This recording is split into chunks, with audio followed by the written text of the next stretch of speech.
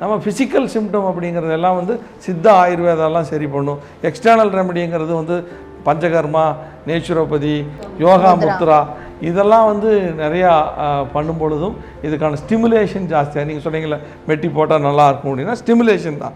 Acupuncture இங்கேருந்து உருவானது தான். நீங்கள் நல்லா தெரிஞ்சுக்கோங்க. இன்னொரு முக்கியமான விஷயம், ஜாப்பனீஸு சைனீஸ் எல்லாம் ட்ரெடிஷ்னல் மெடிசனை அதிகமாக யூஸ் பண்ணுறவங்க. எதர் யூரோப்பியன் கண்ட்ரிஸ் யூஎஸ் எல்லாம் பார்த்தீங்கன்னா மாடர்ன் மெடிசன் தான். But they're very particular. நீங்கள் யூஎஸ் போனீங்கன்னா ஒரு காய்ச்சல்னால் நீங்கள் டாக்டரை மீட் பண்ணவே முடியாது, முதல்ல போய் சாப்பிட்டு வாங்குவான். அவன் மெத்தடே அப்படி தான். நீங்கள் நல்லா சாப்பிடு, முதல்ல ஜூஸ் சாப்பிடு, ரெஸ்ட் எடு, உடம்பை வெட்டு இதில் பண்ணு, மருந்தே கொடுக்க மாட்டான். டாக்டரோட அப்பாயின்மெண்ட் எடுக்கணும்னா நீங்கள் கேட்டு சார் ரொம்ப சீரியஸாக தான் டாக்டரோட அப்பாயின்மெண்ட்டே கிடைக்கும்.